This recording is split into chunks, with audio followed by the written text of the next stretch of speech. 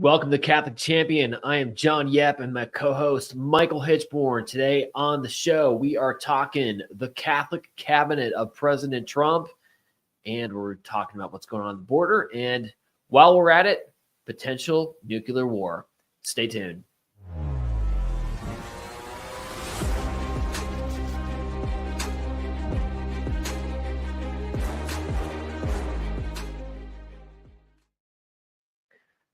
The picks keep coming out, Michael. It's like every day it's a slow, steady drip, or more like a fire hose of some of these nominations coming across the wire, coming across Truth Social.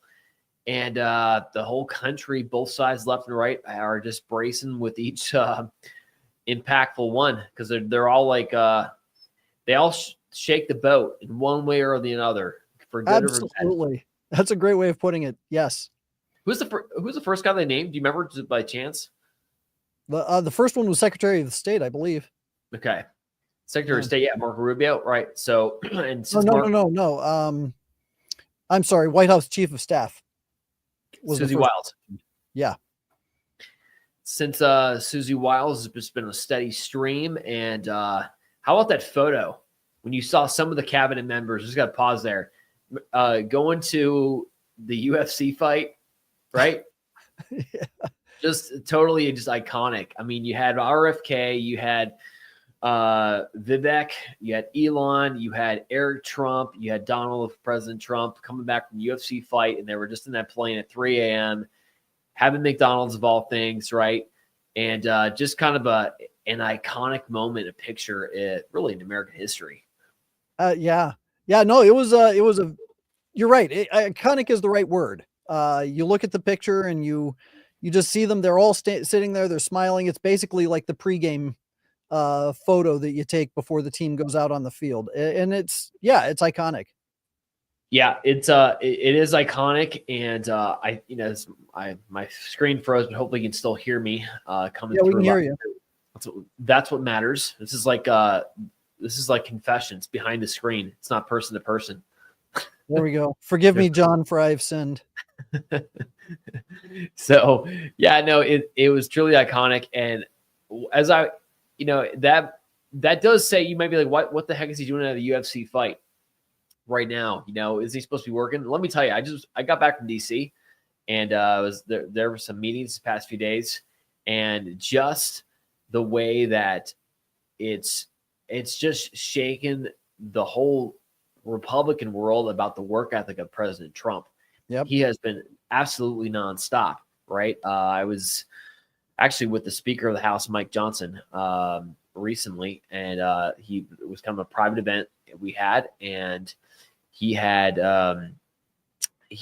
was going to spend the whole day in DC. Oh, it appears that we've lost John. I'm not entirely sure where his feed went. So what we were talking about, or what John was talking about, was the fact that Donald Trump has a very strong work ethic. What he was doing, you have all these people going, well, how come he's not working? Isn't he supposed to be preparing for things and getting things ready? And here he is at this UFC fight. Well, let's take a step back and realize that a lot of times business is done at events like this. Everybody knows that when you go out into the golf course, half the purpose of going to the golf course is to have a meeting with somebody or to have an important discussion where it's private and kind of quiet. So a lot of business gets done on a golf course. A lot of business actually gets done at the ringside seats of a boxing match too. There are a lot of reasons why you would want to have a meeting in a very crowded, very noisy environment, because no one else can hear what you're talking about except for the person right next to you. So if you've ever seen some of these, like a mob movie where the FBI is on the mob and they're trailing them, they're trying to figure out what they're doing, you'll find that at the ringside during the boxing match, the mobsters will have a conversation that they couldn't have anywhere else, because they know their office is bugged, because they know that there are listening devices all over the place. So business gets done in a host of places that are not what you would consider normal. So for him to go to a ringside match or to go to these UFC fights, yes, there's a recreational element to it, and as well as everything else. But what happens is he's at this boxing match and he's doing business dealings at the same time. He's always working. He's always working. Sorry for the cutout there, and hopefully you didn't say anything that was about me that was negative, Michael. That was your chance too, if you had something to say to the audience. But now that I'm back, that's gone. So anyway, so yeah, his work ethic is real. Again, I was talking about how Speaker Mike Johnson, we were with him back in DC the past few days, and he was planning to stay in DC longer, but he literally took a flight from Mar-a-Lago to do the event and then flew right back the same day. And as he jokingly said, it's become clear that right now President Trump wants everyone there and working hard right next in Mar-a-Lago. So they're working some hard hours right now. And even also heard this on the wire that President Trump, right before the elections, he pulled 2 all-nighters. He worked 72 hours straight. Whew. He did not sleep for the last 2 nights before the election. He was pounding it. He knew exactly what was at stake for this country, and we're seeing some of the fruits of that right now. So it's great to see. And with that, some of the cabinet picks are coming out. There have been 35 basically picks, whether they're actually members of the cabinet, but or in key positions in the White House. They're about 35 as of this morning. And we're going to talk through some of the ones that are Catholic, right? And because there are, I did the math, and it looks like out of the 35 names so far, 11 of them are basically ascribed to the Catholic faith, obviously with different levels of religiosity or adherence. But by and large, the 11 Catholics are, from what we can tell, pretty much faithful Catholics, right? Some of them, right? So it's good. It's really good to see. So let's talk about that. Michael, your favorite? What is your favorite pick, just in general, even outside the Catholics, that you think that has the best potential right now? So both of my picks actually are Catholic. And the first one that I'm going to tell you is probably going to knock your socks off. You're going to say, why would you pick that one? But my first pick, it's rather unusual, is Linda McMahon, Department of Education. Really? Yes. I told you. See? She was named just this morning, I think it is, right? So yes. Yeah, she was named this morning.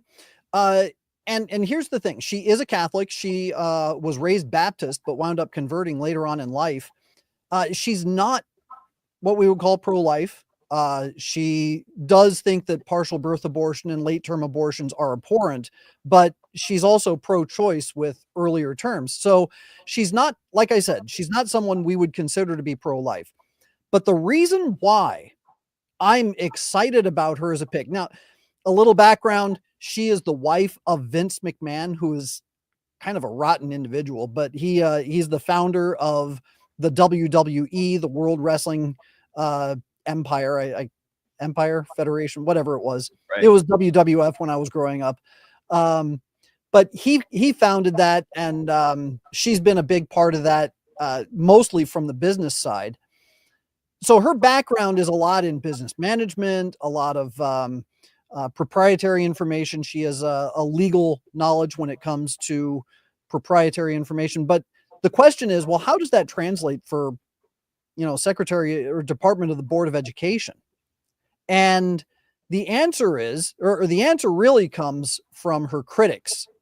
Newsweek said this: critics see the nomination as the latest instance of Trump selecting a loyalist to serve in his incoming administration over someone with more relevant experience. Quote, by selecting Linda McMahon, Donald Trump is showing that he could not care less about our students' futures, Becky Pringle, the president of the National Education Association, said in a statement.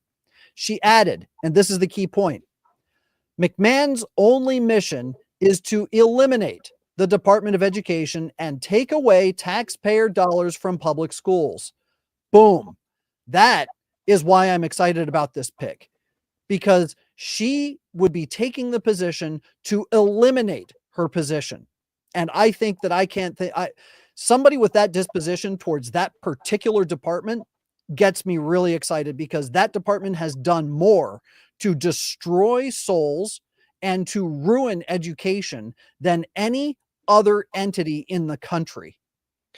Actually, I was listening to some of the politicos in DC last week, and it's basically almost commonly admitted that of all the offices or departments in DC, that's probably one of the most corrupt in terms of what the liberals have used that for.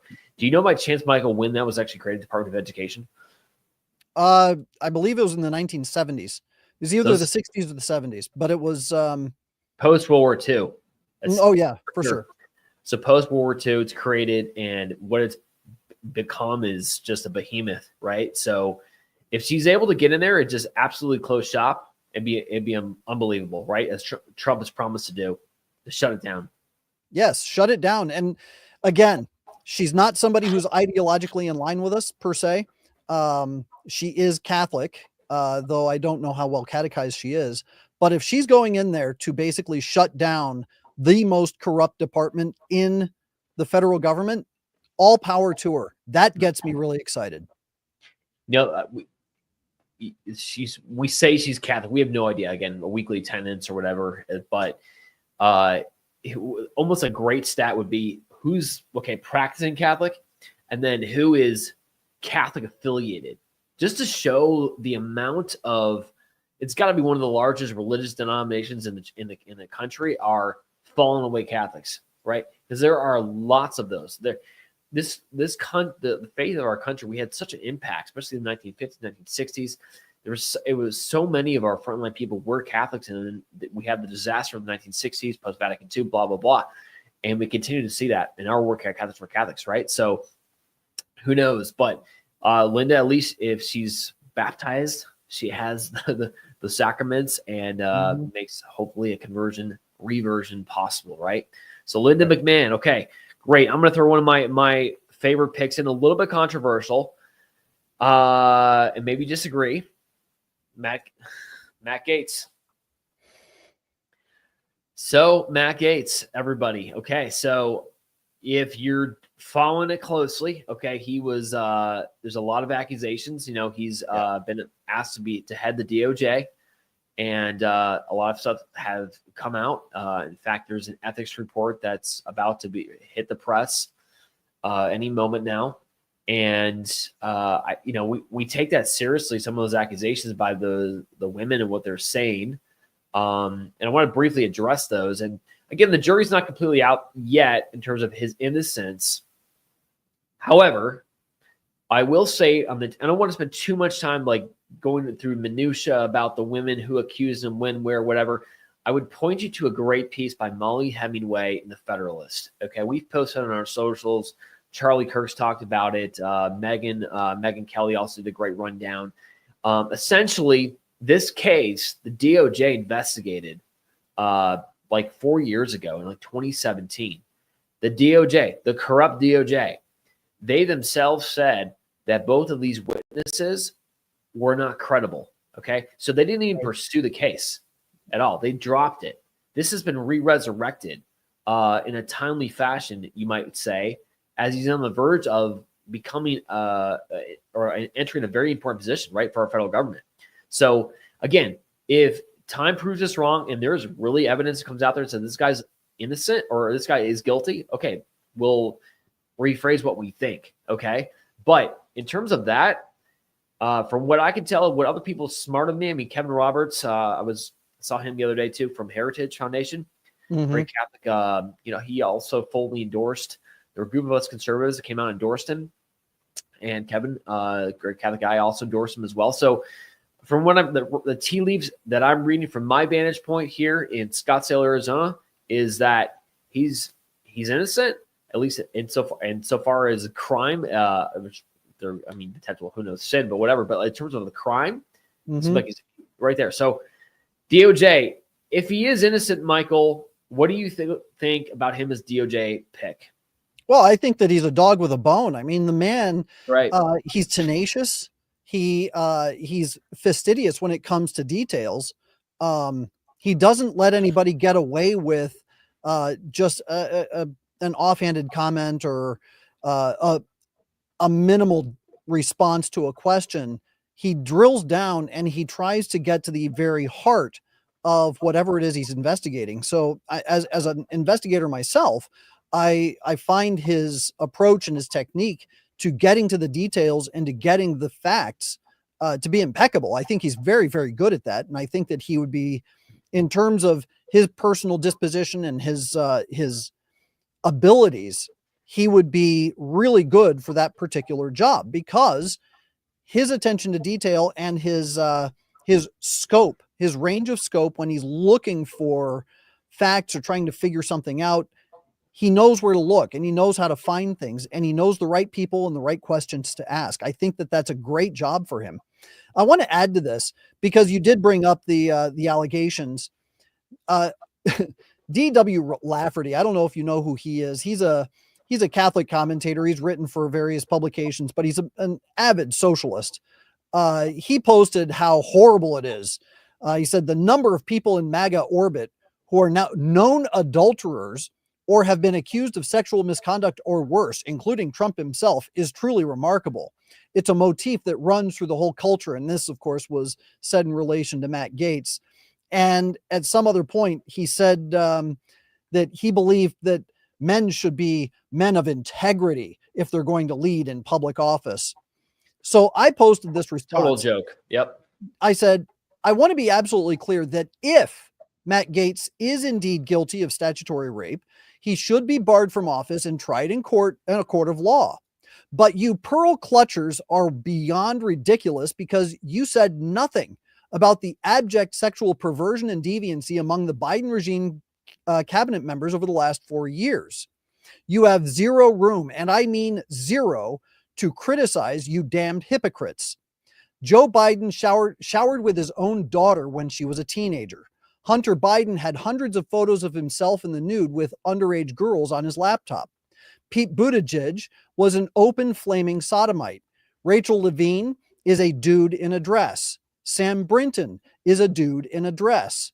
Dr. Dimitri Dasakoulis is a sexual pervert and an actual Satanist. So if they're going to get really upset about these allegations from that actually don't have any real weight, according to the current Justice Department, which if they wanted to find something, they would, they're going to clutch at their pearls about 3 allegations and then completely dismiss the last 4 years of absolute debauchery. And it's ridiculous.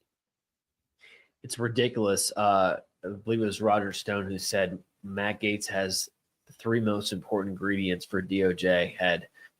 He has limitless energy. Mm-hmm. He has a brain. Yep. He's a dog of the bone. He has a brain, extremely smart. And number 3, he has an axe to grind in the sense that he himself has been targeted unjustly, right? They've gone after him. And so he's aware. He's seen this firsthand of this abuse, right? And there's several factors. The DOJ is so important because what's at stake in this country? You have two main issues I see with the DOJ. You have the weaponization of the Department of Justice, right? 177 veterans have been charged incorrectly for the J6 endeavor, right? They're sitting in prisons, okay? Just veterans alone, not to mention the literally thousands of others that had their lives destroyed. Some have committed suicide because of what the DOJ has done, right? So that's the first order of business. We have the DOJ, which has just sat on the J13, the first assassination attempt in Butler, Pennsylvania, and nothing has happened, okay? Right. I mean, this is absolutely, it's so grave. It's so important. Yeah. For crying out loud, there was a document that the Roe versus Wade decision was leaked by one of 8 people. It was leaked from the Supreme Court. Glad you remember that, right? But the Department of Justice, we're going to look into this. We're going to investigate this. They couldn't find anything. Really? 8 people. You had a very limited number of people who could possibly have leaked this information. You can't find them. You can't figure out who it is. But at the same time, you can hunt down somebody who happened to be in the vicinity of the Capitol on January the 6th, and you're going to hunt them down. It's a joke. It's such a lie, and it's destroying the fabric of this country. People come to this country because the laws are followed and the laws are respected, and there are equal justice for all. That has not been the case. So, in back to what you were saying too, Michael, about the whole what the left has for their report card on sexual proclivities. Look at how, if they're really sincere about that, why don't we have the Epstein list yet? Okay, Right. Give me a break. Okay, what about the Diddy list? The Diddy list. Okay, and you're talking about, I mean, some of these accusations. I mean, look what President Trump was dragged through in the New York courtroom about a woman who accused, I don't even remember the girl's name, and Stormy Daniels. That was one, but then the other one, I don't remember. Yeah, I mean, it's like this particular woman, apparently 1980s, 40 years ago, Trump walked into some clothing store, pulled her in, and had an affair, raped her, right? And that's the subject of, and it's just crazy absurd. Trump never did that back then. He didn't go there by himself as a billionaire back then. And the woman said she was wearing a dress that didn't even exist back then at the time of it. So there's just a lot of crazy stuff happening. They've totally weaponized the Department of Justice. Think about the pro-lifers, right? Right. We, our friends, literally our friends, Father Dave Nix, who is probably going to get a chance to be going. He would have gone to prison anyways if Kamala had won. Right. In January, right? Because of all the work that all you Catholics did to create the largest Catholic landslide in almost in American history, good chance Father Dave Nix won't be going to prison. Right. Okay.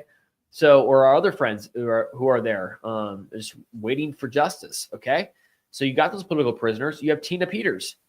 Another, I don't know her personally, but one of my friends is very close to Tina Peters. She was in prison because of speaking up about the election integrity. Okay. They threw her in the prison. She's in Denver.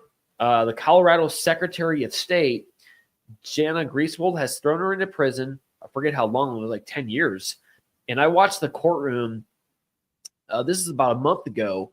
And the judge, the smug look on that guy's face as he was just happily sending this woman to prison for, basically just speaking up about some of the issues that she saw in this Colorado election system. Now, mind you, Jenna Grieswold, going on a tangent here, but Jenna Grieswold was just exposed as having leaked 100 and some passwords of the Colorado state election system. This is like 5 days before the election.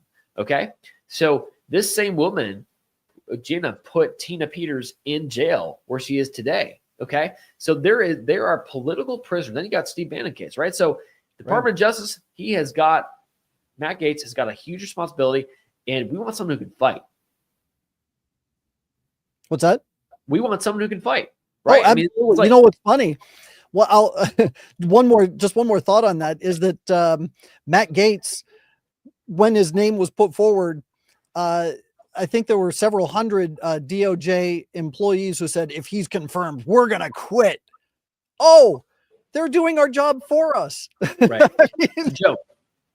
It's just a show, right? They need to quit, right?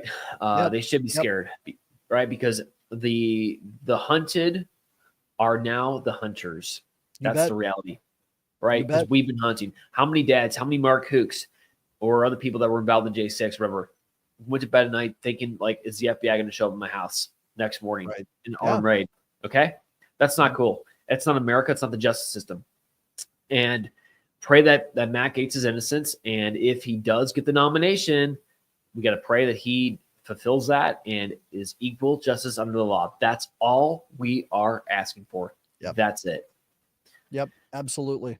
All right, give me another one of your favorites. All right, Tom Homan, border czar. Boom. Okay. Yeah. Controversial, big time controversial. Yes. Why do you like him? Well, first of all, he's Catholic. Not only is he Catholic, National Catholic Register says this. He served as acting director of U.S. Immigration and Customs Enforcement in the first Trump administration. He grew up in West Carthage, a village in far upstate New York, about 30 miles southeast of the border with Canada. He's one of seven children, so he comes from a large family. His father was a police officer and later a local magistrate. His mother was a homemaker. Quote, our upbringing was very conservative and very Catholic. He went to mass every Sunday and sat in the same pew every time. God helped everyone who arrived before us, or God help everyone who arrived before us and sat in our seats. He wrote in his 2020 book. So he's really Catholic. But what impressed me when I started looking into his background and looking into who he was an interview, or not an interview, it was actually a grilling that AOC conducted while he was in the hot seat, and she was trying to nail him. Oh, what about separating families? And he cited chapter and verse of every statute saying, yep, this is what we do. This is how it has to be. And she said, yeah, well, what about separating children from families? And he says, every time you have an abuse situation where a parent is abusing a child, you separate the child from the family, do you not? He said, when you have a parent who is a criminal and they do something that is it's against the law and they get arrested, you're separating the parent from the child, aren't you? He said, the fact of the matter is people that come into this country illegally are breaking the law. And by breaking the law, we can then therefore say, you have broken the law. We're going to separate you from your family.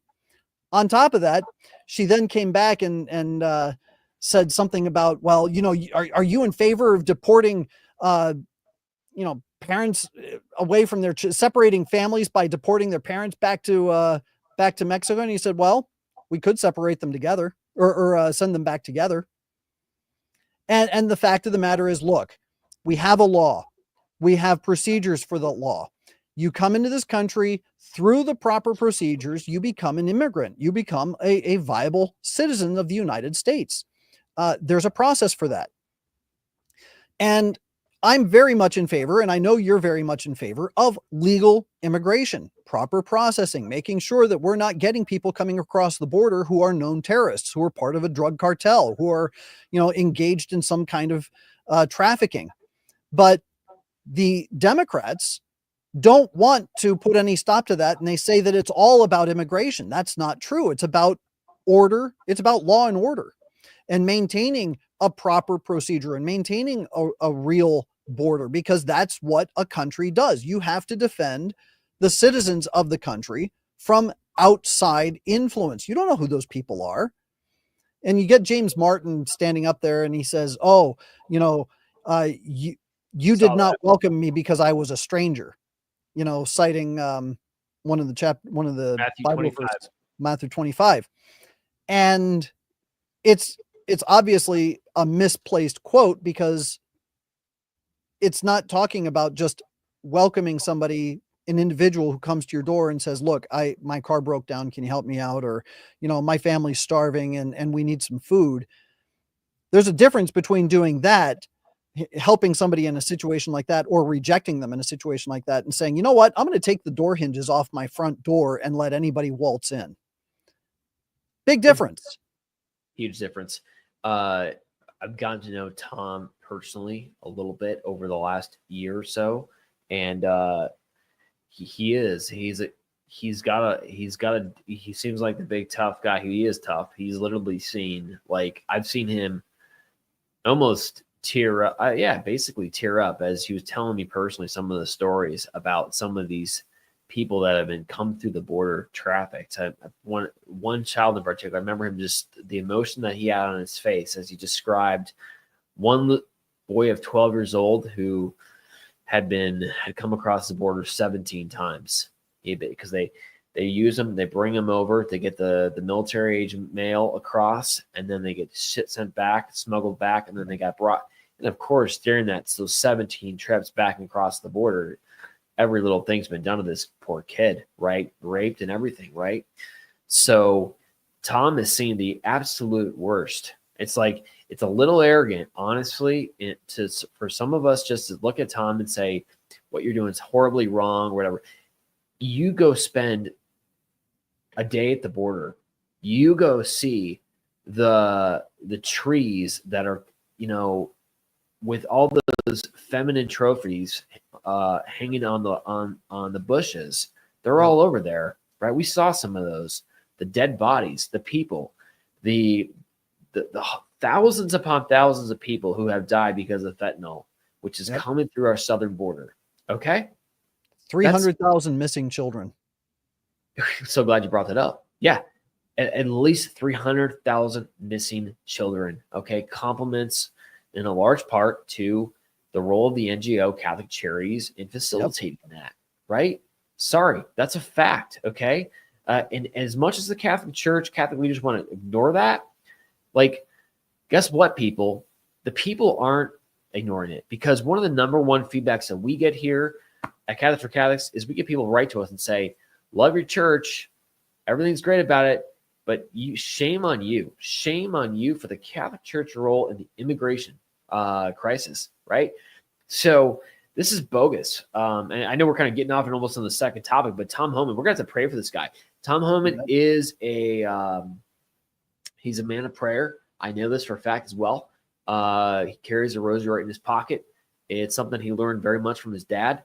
And he was a World War II veteran. And, he's going to need our prayers, right? It's not an easy task by any means, but, it's got to be done. So, yeah, Tom. Well, the thing that we have to say about him is that he's got such high integrity and such thorough knowledge of what needs to happen for the particular position that he's taking, that there is no one better than him to take this post. He literally is the top of the chain when it comes to filling this position.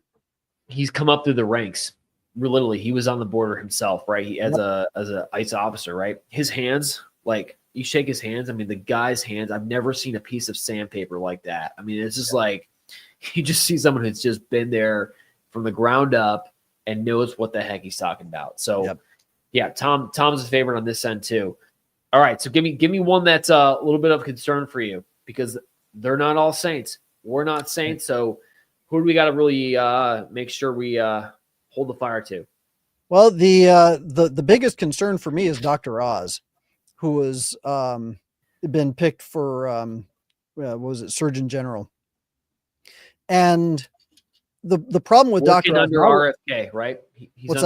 He'll be under RFK. He'll work in conjunction with RFK. Right. And the problem with Dr. Oz, not only is he pro-abortion, he's very pro-abortion, but he's also in favor of transgender surgeries for children. So that is a huge concern for me. I wasn't happy when Trump backed him to run for office in Pennsylvania. I thought that was a very bad pick and a losing choice. And now that he's been tapped for department or the Surgeon General position, I think I'm very deeply concerned about what his disposition is going to be when it comes to trans surgeries for kids, and when it comes to abortion and that sort of thing. I'm very worried about that. It's not a good thing. I saw a similar clip today of one of his old pieces talking. Maybe we saw the same one, just talking to a kid about that. Yep. And disaffirming him, or what I would say, right, in terms of what the kid was, a girl or a boy, right? Right. And yeah, you're right. I mean, if that's the principle you're operating from, how can you give any kind of advice to the medical field, right? That is worrisome. I'm with you too. In the 2022 midterm race, when he was in the primaries, he was running against David Cormack, right? I think that was that one that he was challenging, and Oz won in the primaries and then lost in the general in the midterm elections, right? And a lot of us, like more conservative people, were saying that exact same thing. Why was this guy chosen? So that is very worrisome, and something that we're going to have to fight tooth and nail, because I agree. It's not cool, right? Yep. So Catholics for Catholics, by the way, we got some initiatives planned. We're totally going on the offensive in terms of public rallies, prayer rallies, taking the fight right to them at these hospitals, because we got to stop this. This is child abuse at its finest. Yep. So yeah, he gives us some pause. What about RFK? RFK is concerning, but not as concerning as Dr. Oz. RFK, obviously, he's pro-choice. He does think that late-term abortions are abhorrent. That's his word. He's also personally opposed, which we've heard that mantra for decades. But I do take a little bit of solace. He's personally opposed. So he's against he's personally opposed for all abortions? Yeah. Oh, yeah. Yeah. I mean, his personal disposition is that abortion is wrong, morally wrong. That's just crazy. So I know there's different takes on where he actually stands with the abortion issue, but so he basically believes life begins in the womb, right? Well, I haven't seen Hard to him say. say It's hard that, to but pinpoint out. Different I people think that talk that would be a logical West. conclusion. Yeah. But he's made it very clear that he sides with women's choice, that he believes that this is something that women need to decide, which is it's incongruent with the ideology that look, if abortion is wrong at a late stage, it's wrong at an early stage. Nothing's changed. It's still the same person. It's still murder. You're still talking about an individual human life. So it doesn't matter what stage we're talking about. You're talking about somebody who was created at a very particular moment. And that moment is that very beginning when sperm and egg meet. That's when life begins. So to say that you can end that life just because, well, it hasn't developed properly, or the child doesn't feel pain at a certain point, or the baby's heart only starts beating at a certain point, none of that matters, because you're talking about an individual unrepeatable soul. There was a soul that was infused at the very beginning, and as a Roman Catholic, RFK would know this. That soul continues from the moment that it's created all the way into infinity, all the way into eternity. So if you murder that person 2 days after the baby was created, or 20 years or 80 years after that person was created, you're still ending the life of that individual. So I think that it's incongruous for him to say that he favors woman's choice while acknowledging that late term abortions and even midterm abortions are, abhorrent. His word. It's always abhorrent. Doesn't matter what time it is.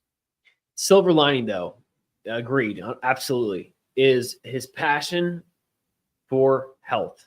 Okay. Yes. So it's such an opening, right? It's well, and a lot of controversy. People are going to probably oppose me on this, but I firmly agree with his position on fluoride in the water. Fluoride, what most people don't recognize, is rat poison. Mm-hmm. Why are we putting rat poison in the water? It doesn't matter if it's just a little bit of it's what it does. It diminishes your immune system's ability to fight off illness. It causes problems in the brain. It disrupts the hormones in the body. So there are problems with fluoride as something that you ingest, something that you drink. There's a difference between doing a fluoride treatment on your teeth and letting it sit there for a few minutes and then rinsing it off. And of course, what does the dentist do? He tells you to spit it out. Don't swallow it. Why? Because it's poison. Right.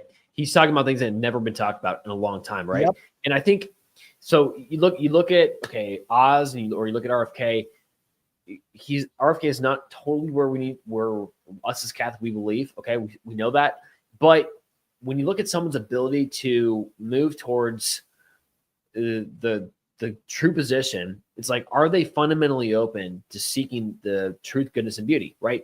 Do they want that? Because if they do, God can work in that soul. They're open to grace, literally, right?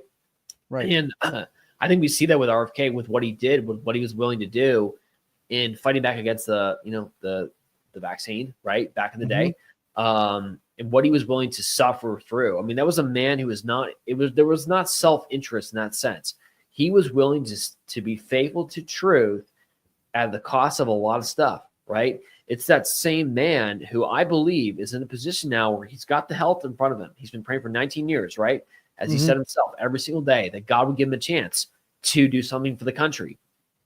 And lo and behold, it's come. So if a guy who's passionate about health, it's just, I think, absolutely logical that, fine, let's have a health discussion about abortion. Let's talk about the number of contraceptives that have been peed into the water, okay? In our water. Let's talk about how contraceptives are a carcinogen and are causing cancer. Absolutely. So or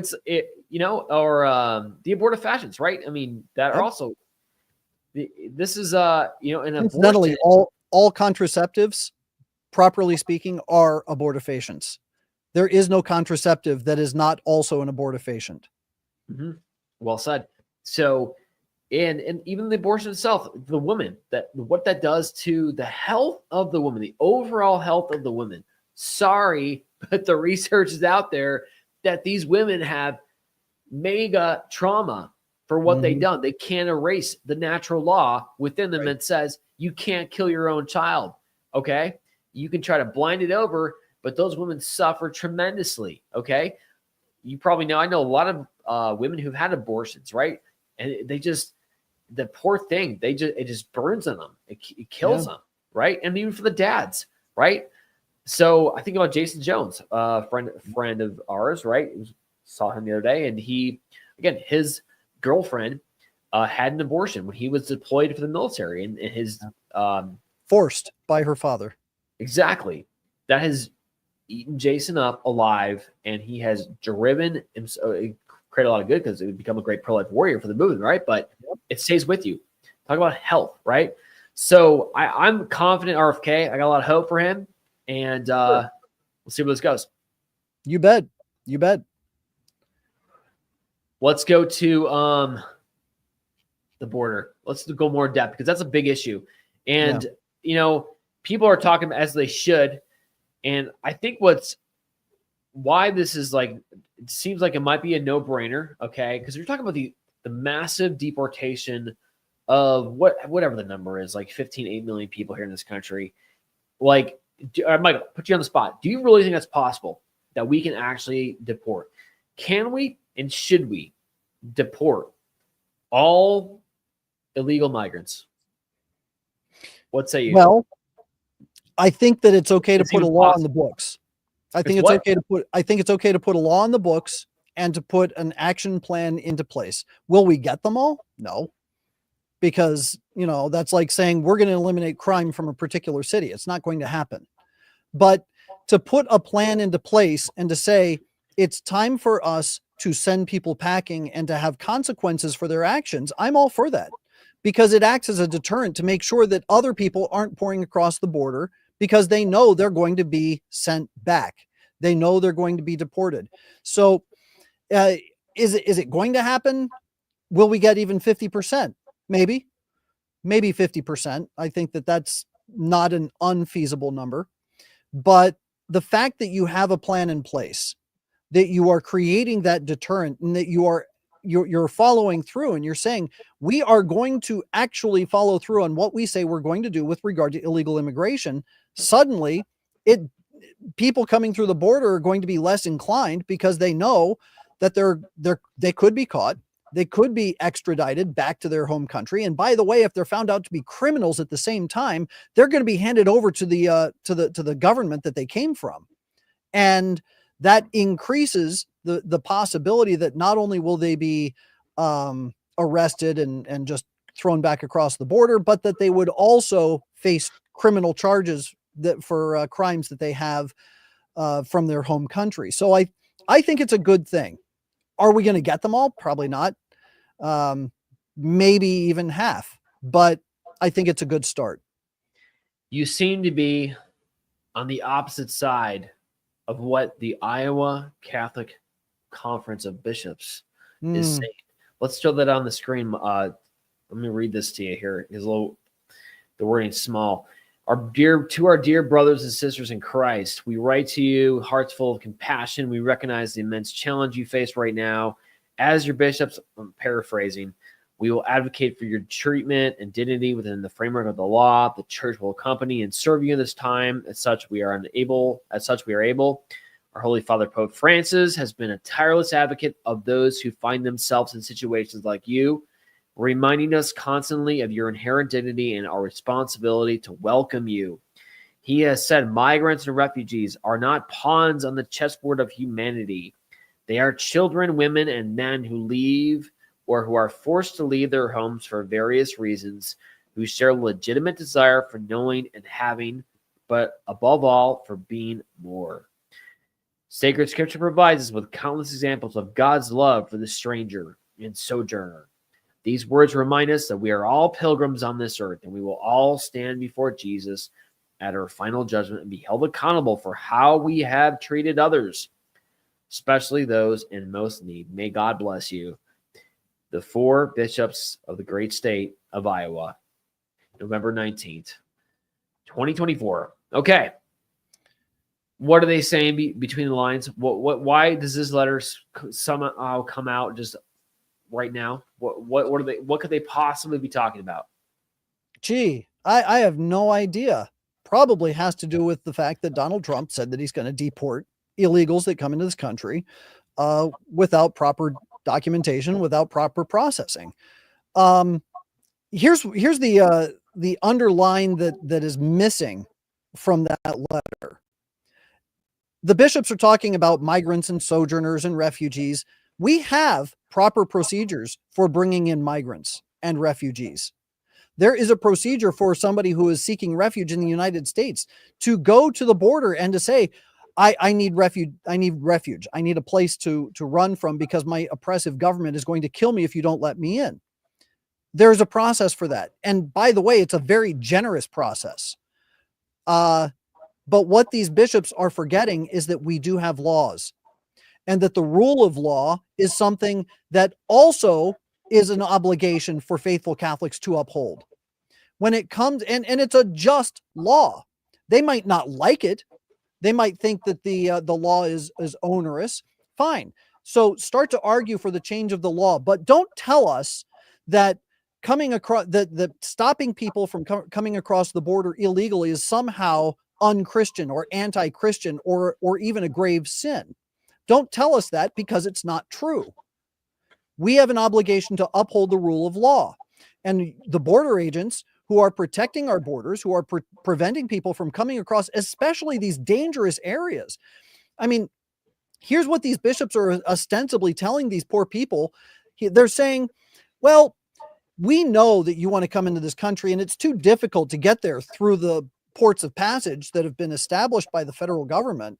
Why don't you come across the Rio Grande, where it's a very wide and very ragey river, and you might drown, but hey, at least you'll be in here and you won't be counted by the people in the administration. Or why don't you come across these long desert paths that people die of dehydration in, or are frequented by bandits who rape and murder the people coming across the border? Why don't you come through those dangerous areas? Because it's more important for us to welcome the stranger than it is to obey law. That's a false dichotomy. And these bishops that are engaging in that false dichotomy have a moral obligation to clearly and substantially stand up for what the law is. That's part of patrimony. They recognize that that's patriotism. Okay, patrimony and patriotism go hand in hand. Absolutely. We have an obligation to honor our father and mother. That's where patriotism comes from, because we are honoring the patrimony of the country. So these bishops are actually violating the highest of the commandments when it comes to love of neighbor by saying you get to disobey the law in this instance because we don't like it. Oh, by the way, because we don't get paid if we don't engage in helping you come across the border. That's right. And imagine this was like a courtroom situation where you had a jury you had Michael Hichborn and the bishops right here, and there was a jury who was deciding who was right. Okay, the jury would look at the fact that one side, having to be the bishops, have a major financial interest in this, right?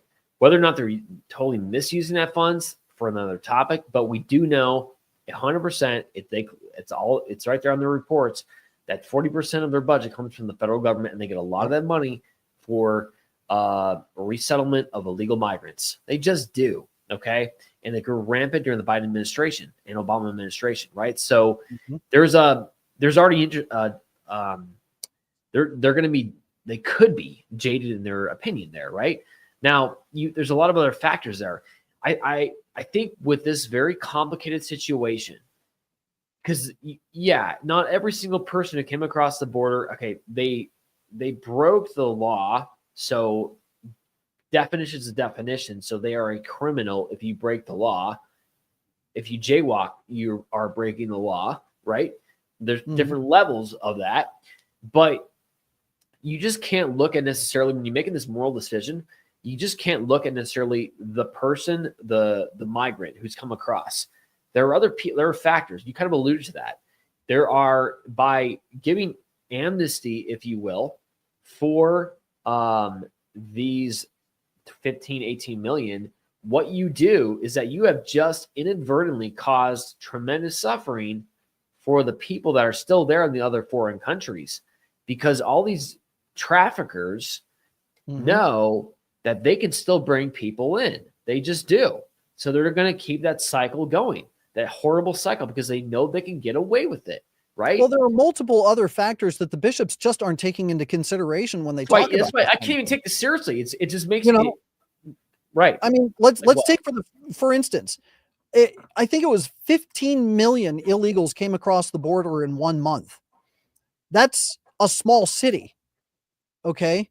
15 million people is it's a large city. That's a huge number of people.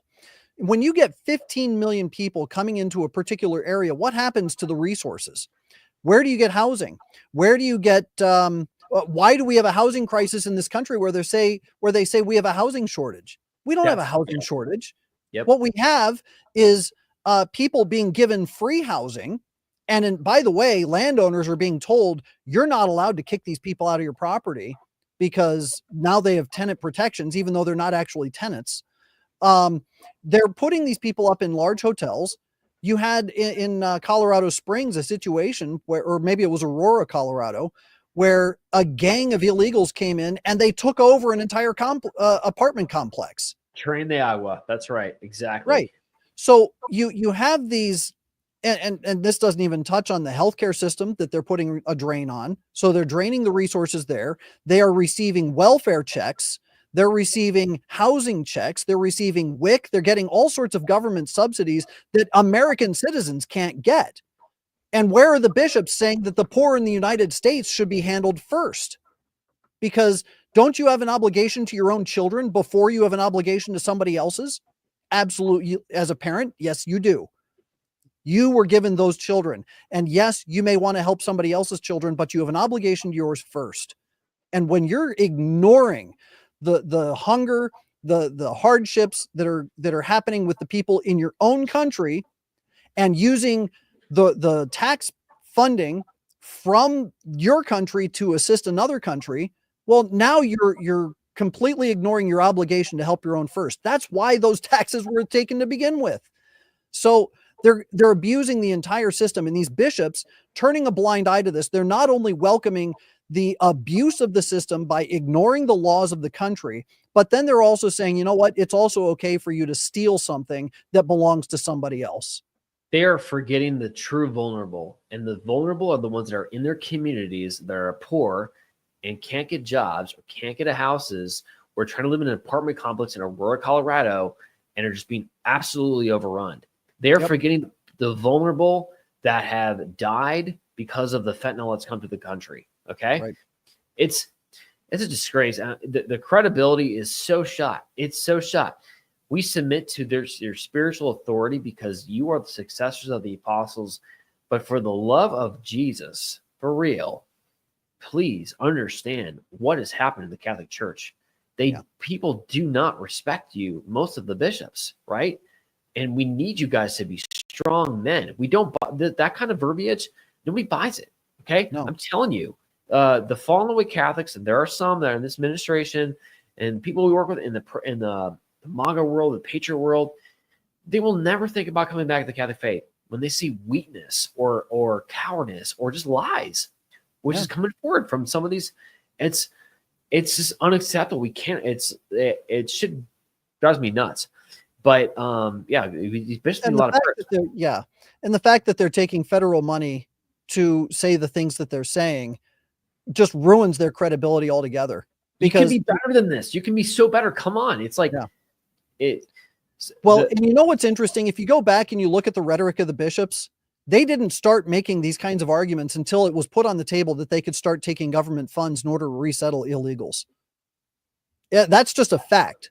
If you look at their arguments and the things that they were lobbying the government for, they weren't lobbying the government for welcoming in illegals and for opening the borders. That didn't happen until they started getting government checks per head.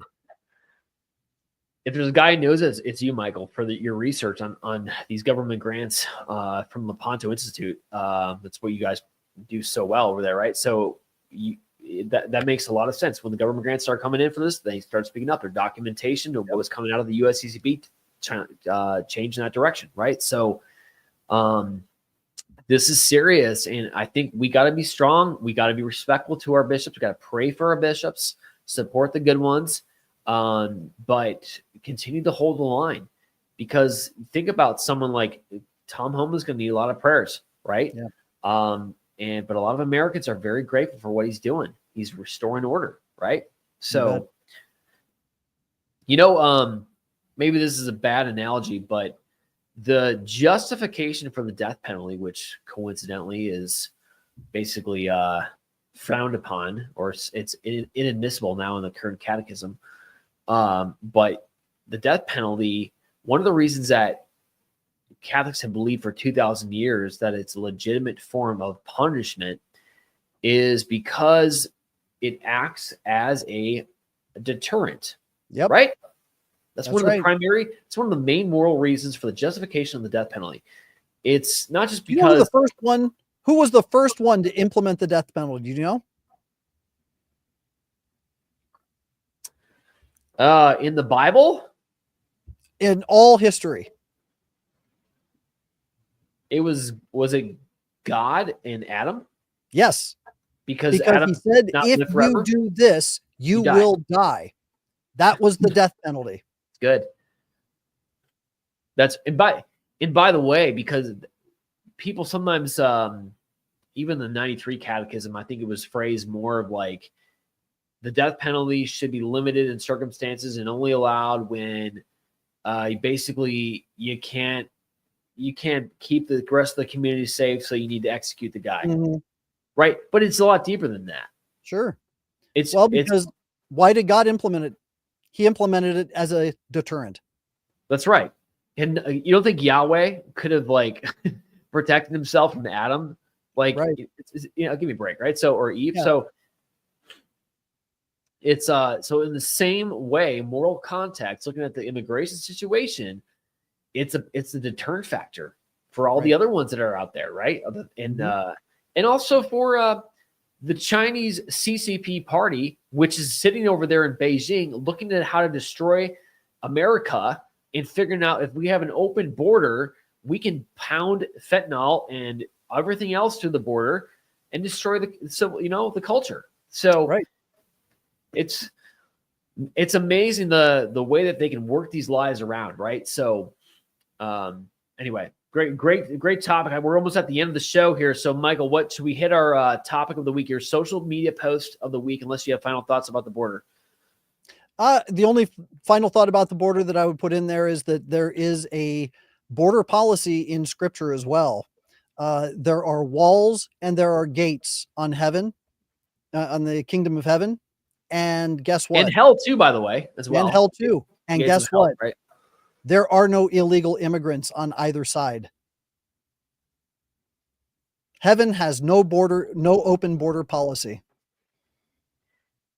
And I guarantee you that even though when Joseph and Mary, and they always use that wonderful example in Luke chapter 2, went to Egypt, I don't think they snuck across the border or were illegal over there. I'm sure they followed all the Egyptian documentation. I'm pretty sure Egypt was a part of the Roman Empire at that point. So would they have even needed it? It's a good question. They wouldn't. They weren't refugees. They weren't refugees to a different country because they were part of the Roman Empire. So there was no legality with them just changing. They were in a different culture, so the culture had to welcome them, but they were still. It wasn't like they were legal citizens. They were legal citizens. Yeah. Mm-hmm. Interesting. Good stuff. All right, throw it at me, man. What's your post of the week? All right, let's throw it up here. Let me be unequivocally clear. A man is a man, and a woman is a woman, and a man cannot become a woman. That said, I also believe, that's what Scripture teaches, what I just said, but I also believe that we treat everybody with dignity. And so we can do and believe all those things at the same time. And I wanted to make that clear for everybody because there's lots of questions. But that's where I stand. I've stood there my whole life, and those are facts.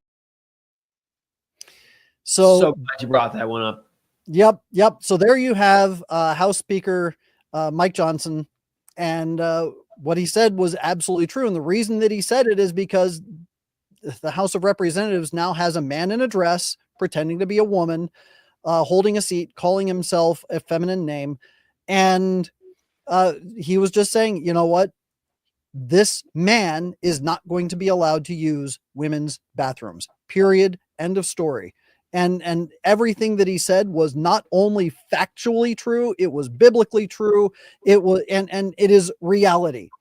And the fact that he should even have to state reality shows the serious state of decay on the other side of the aisle.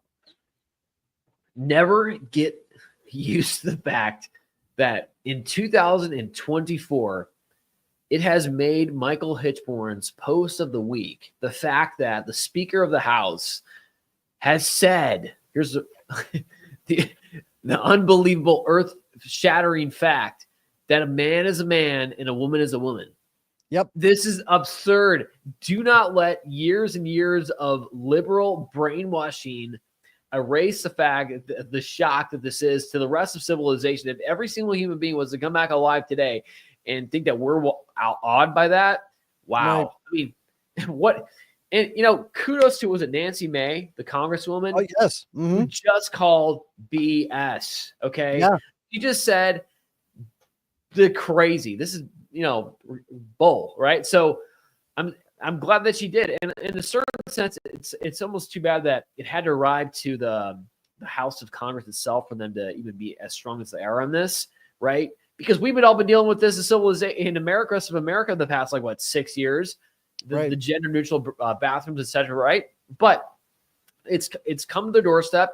They're literally going to have these perverts, these inside, they have issues, right? They have psychological issues. Maybe he's not a pervert, but he has psychological issues. Okay, but some of them are perverts, right? As we have seen. Right. Well, I mean, yeah, a pervert is somebody who has a sexual disposition that is completely perverted. It's not in line. It's perverse. So perverse is to say that it's twisted or skewed or not straight.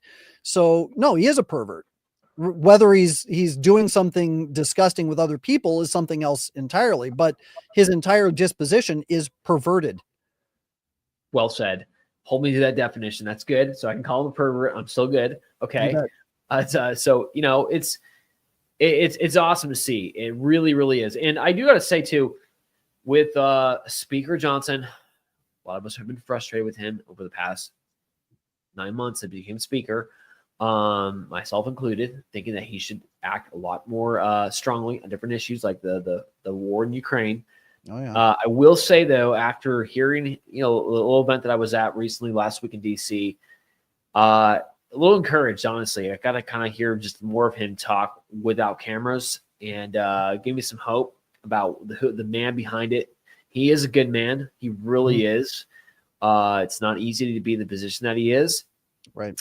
And really praying that he's going to be a great asset for Team Trump, Team White House right now, as they take office in January. So great post. Completely agree with it. I'm glad we're fighting that battle. Let's throw. Okay. So this was a little bit more somber and throw my post on the screen. Okay. So let me just read this before you start any of the music, right? So this beautiful soul, her name is Adriana Orzua. Okay. She was a great friend of Catholics for Catholics, and she was the wife of one of our early contributors, David Orzua, who used to do a show with Jesse Romero, and just a great friend of Catholics for Catholics. Well, she passed away last week after a long battle with cancer, and she's being buried literally right now as we speak. The funeral's going on right now, so wanted to really throw up a prayer. But especially, if you all remember the Dodger rally, that's really the reason behind it all. There was a lot of groups involved. There's a lot of media attention, but the origin of the Dodger rally, when 5,000 Catholics assembled outside Dodger Stadium and said, no, no, no, you are not going to let the Sisters of Perpetual Indulgence destroy or rip on our Catholic nuns, right? That rally was because of Adriana. Let me explain. I believe she actually worked for the Dodgers, and she came home from Mass, and she just felt in her heart after the Eucharist, receiving Jesus Christ in the Eucharist, daily Mass, that something had to be done. We had to speak up for our faith, for nuns. And she called called her husband David, who called Jesse Romero, and the rest was history. We got involved and through the rally together. But it's because of the faith of Adriana. And I just want to give her just a big shout out here from Earth. And I invite the audience to join me in a little prayer in a second, because this is what this country is made of. It's made up of so many individuals like Adriana who are simple, who will never get a shout out, who are unsung heroes, known but to God, if you will. And that's what makes our country and our church great. So if you join me right now in a quick moment of silence, let's say a prayer live on camera for the soul of Adriana and for her husband, David.